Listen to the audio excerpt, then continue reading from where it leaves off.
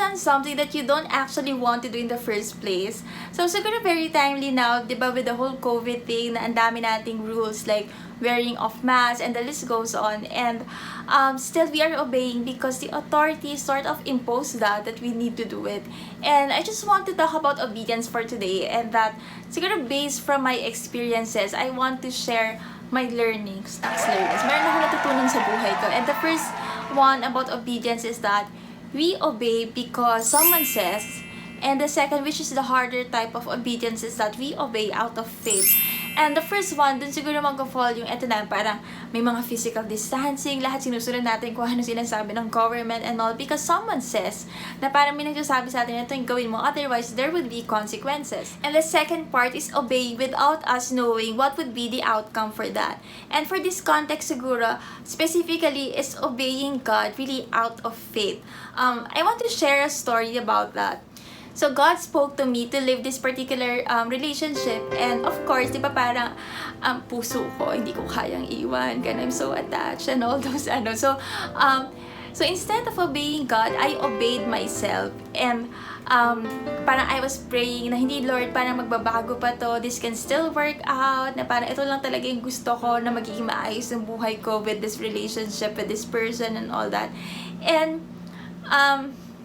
nagre-reminisce, wait lang, napapahinto, ayun si girl, napapahinto kasi kinikilig, bawal ka ng kiligin, tapos na yun, nakaraan na yun. So again, moving forward and going back to my story, so yun nga, so along the way, since I was obeying my heart, parang I realized na mas naging komplikado lahat, na parang mas naging mahirap. It was really difficult for me. And then, umabot na lang ako siguro on that breaking point. And I know God allowed that point to happen for me, na mahimasmasa na talaga, na at that point, you know what, God, wala na, hands off. So fast forward to present and looking back, if I had not obeyed God at that point, I will not be here standing, having a platform where I can just share God's goodness and His Word. Obeying Him actually led me here. So the reason why I am sharing my obedience story, kasi while I was reading the Bible, I have encountered the book of Jonah, and sobrang nag-resonate ako with this Bible character. And I just want to share with you how God has, again, revealed Himself to me through that. So there is a prophet named Jonah, and God called for his service to go to Nineveh, and this place is filled with wickedness talaga. There's stealing, prostitution, killing, and all the evil things. So parang sabi ni God, parang tell them this message na if they wouldn't change, I will destroy their place. But Jonah didn't want to go to Nineveh, and he has his own reasons for that. So anyway, umalis pa rin naman siya. So makay siya ng ship, pero papunta siya sa ibang lugar. Malayo siya from Nineveh. So Jonah was thinking na he could easily run away from God. And so parang ang sarap pa ng tulog niya dun sa ship. Tapos nagkaroon ng malakas na storm, and the sailors were worshiping their own gods. And then they asked Jonah na, how about you? Would you not call your own God? And then parang Jonah admitted na, you know what, it's my fault because I didn't obey my God.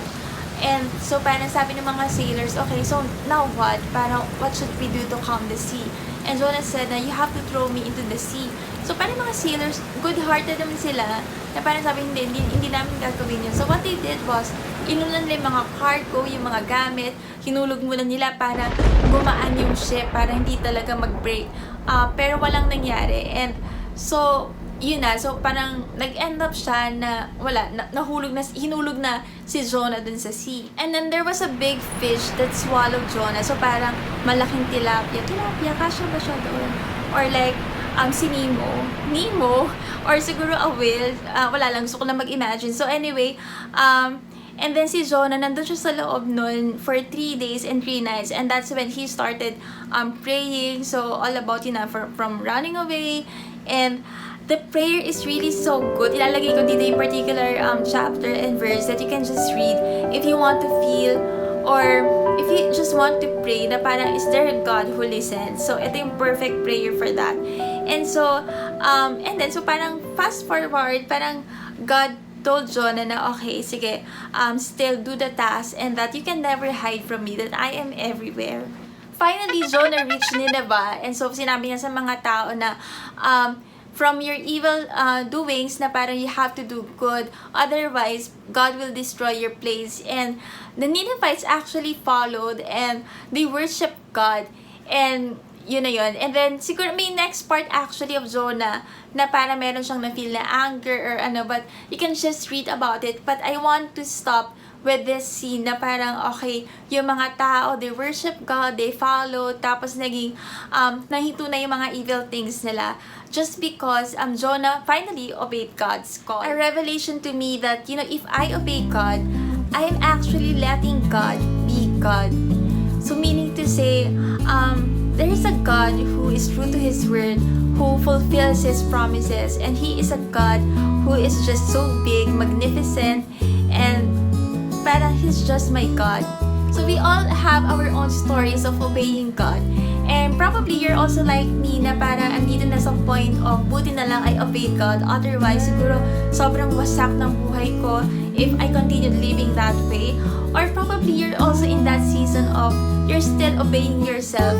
Though you're hearing God's voice, parang ito pa rin muna yung gagawin ko. Gusto ko lang sabihin na regardless of our seasons right now, when we are obeying God, we are actually choosing God's best for us.